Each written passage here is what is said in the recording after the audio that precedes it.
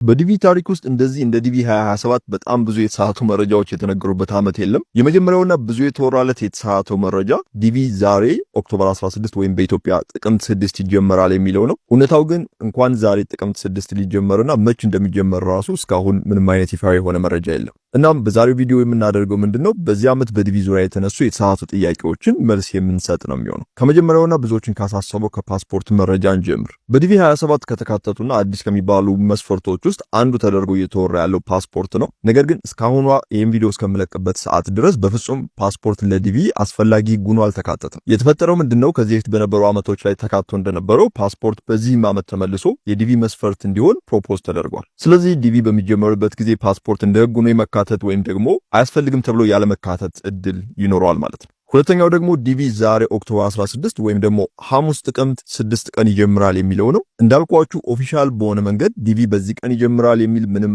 አይነት የተነገረ ነገር የለም። ነገር ግን እንደኔ ከጠይቃችሁኝ ዲቪ ይጀምራል ብዬ የማስበው በዚህ ወር ኦክቶበር መጨረሻ ወይም ደግሞ በቀጣዩ በፈረንጆቹ 11ኛ ወር ኖቬምበር ላይ ይጀምራል የሚል ግምት አለ። ሌላው ብዙ እየተወራ ያለው ከአሜሪካ ገቨርንመንት ሸትዳውን ጋር በተያያዘ ዲቪ ሊቀር ይችላል ወይም ደግሞ ብዙ ወራቶችን ሊራዘም ይችላል የሚለው ነው። ይሄ ፍጹም የተሳሳተ መረጃ ነው። ለዚህም እንደ ምክንያት የምናነሳው ሁሌም ቢሆን በየዓመቱ እንደምታውቁት ዲቪ የሚሞላበት ጊዜ የሚወሰነው ሴፕቴምበር ወር ከግማሽ በኋላ ባለው ጊዜ ነው። ነገር ግን በዚህ ዓመት እስከ ሴፕቴምበር ወር መጨረሻ ድረስ በፍጹም ዲቪ የሚጀመርበት ወር አልተነገረም። ስለዚህ ዲቪ ኦክቶበር መጀመሪያዎቹ ላይ ያለመጀመር እድሩን ቀድመን ያወቅነው ሴፕቴምበር ላይ ነው። እንደምታውቁት ደግሞ የአሜሪካን ገቨርንመንት ሸትዳውን የተጀመረው ኦክቶበር መጀመሪያ ላይ ነው። ስለዚህ ዲቪ እንደዘገየ የታወቀው ወይም ደግሞ ሊዘገይ እንደሚችል ፍንጭ የታየበት ገና ኦክቶበር ወር ሳይገባ ሴፕቴምበር ወር ላይ ነው ማለት ነው። ስለዚህ የዚህ ዓመት ዲቪ እንዲዘገይ ምክንያት ሊሆኑ የሚችሉ ነገሮች ምንድናቸው ካልን ሁለት ምክንያቶችን ማንሳት እንችላለን። የመጀመሪያ የሚሆነው የፓስፖርት መካተት ላይ ምንም አይነት ውሳኔ ባለመደረጉ ነው። ምናልባት የምታስታውሱ ከሆነ ከትንሽ ዓመታት በፊት በነበረው ወይም የዲቪ 21 ላይ ፓስፖርት እንደ መስፈርት ተደርጎ ተካቶ ነበር። ነገር ግን የተወሰነ ዓመት ካገለገለ በኋላ የአሜሪካን የፌዴራል ኮርት የፓስፖርት ሕግ በዲቪ ላይ አፕላይ መደረጉ ትክክለኛ ውሳኔ አይደለም ብሎ ውሳኔ በማስተላለፉ ምክንያት ፓስፖርት ከዲቪ ሕጎች ውስጥ እንዲወጣ ተደርጓል። ስለዚህ የፓስፖርት ሕግን ወደ ዲቪ መመለስ እንደምታስቡት በቀላሉ ተግባራዊ የሚደረግ ሳይሆን በጣም ብዙ ውይይቶችና ብዙ ክርክሮች ሊጠብቁት የሚችል ጉዳይ ነው። በዚህ ምክንያት ነው አንዱ ዘግይቷል ተብሎ የሚታሰበው። ሁለተኛው ደግሞ አዲስ ተግባራዊ የተደረገው $1 ሕግ ነው። ይህም ሕግ ቢሆን ከፎርም መቀየር ጀምሮ የክፍያ ሲስተሙን ከማመቻቸትና ሌሎች መታየት ያለባቸው ጥናቶች በመኖራቸው ምክንያት ጊዜ እንዲወስድ ተደርጓል። ከዚህ ውጭ ግን በአሜሪካን የገቨርንመንት ሸትዳውን ምክንያት ነው ዲቪ የዘገየው የሚለው አሳማኝ ያልሆነ መረጃ ነው።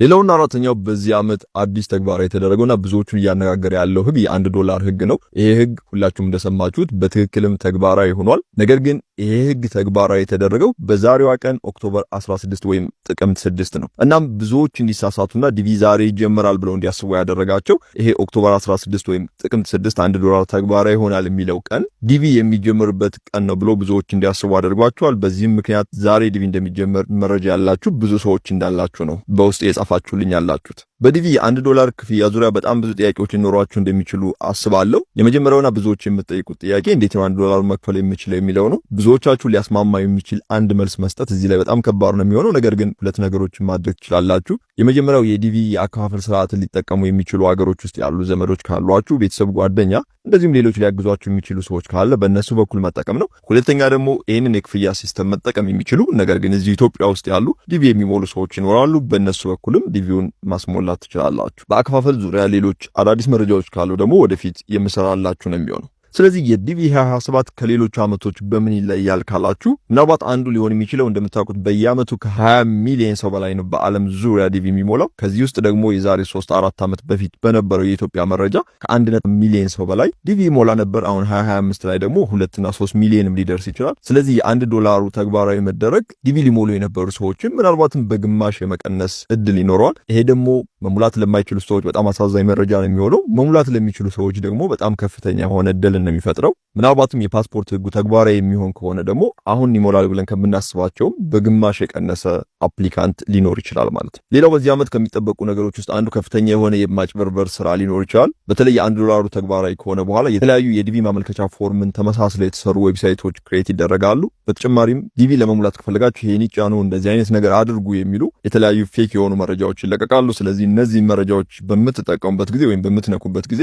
በገንዘብ ዙሪያ ወይም ደግሞ በሶሻል ሚዲያ አካውንቶቻችሁ ላይ ከፍተኛ የሆነ ጉዳት የማድረስ እድል ይኖረዋል። ስለዚህ ካሁኑ ትክክለኛ ዲቪ ልትሞሉበት የምትችሉባቸው መንገዶች መጠቀማችሁን መርሳት የለባችሁ። በመጨረሻም በዲቪ ዙሪያ አዳዲስ መረጃዎች ሲኖሩ አሳውቃችኋለሁ። የሚጀመርበትም ቀን እንደታወቀ በዚሁ የቲክቶክ አካውንት የማሳውቃችሁ ነው የሚሆነው። ሌላው በውስጥ የጠየኳቸው ጥያቄዎች ውስጥ ዲቪ ትሞላለህ የሚል ነው። እንደሚታወቀው በየአመቱ ትክክለኛ የሆነውን የዲቪ አሞላል ቪዲዮዎችን እሰራለሁ። ነገር ግን እስከዛሬ ድረስ ምንም አይነት የዲቪ ማስሞላት አገልግሎት ሰጥቼ አላውቅም። ነገር ግን በዚህ ዓመት አንገብጋቢ የሚሆነው ነገር አሞላሉ ሳይሆን አከፋፈሉ ሊሆን ስለሚችል ማስሞላት ለሚፈልጉ ሰዎች በቅርቡ መንገዶችን የማሳውቅ ነው የሚሆነው። በተጨማሪም በየአመቱ እንደማደርገው እስከምችለው ድረስ ለተወሰኑ ሰዎች ደግሞ ፎቶአችሁን የመቁረጥ አገልግሎትንም ለመስጠት እሞክራለሁ። እንደምታውቁት ያው በአመት 2 ጊዜ ብቻ ነው ሶሻል ሚዲያ ላይ ብቅ ምለው፣ ብዙም የሶሻል ሚዲያ ሰው አይደለሁ። ስለዚህ ቲክቶክ እንዳይረሳን፣ ቲክቶክ ለማስታወስ ሼር፣ ኮፒ ሊንክ፣ ላይክ በማድረግ መረጃው ብዙ ሰዎች ጋር እንዲደርስ አድርጉ። በቅርቡ ዲቪ እንደተጀመረ ደግሞ አዳዲስ መረጃዎችን የማጋራችሁ ነው የሚሆነው። ዚዙድ ሜክስ ነበርኩ።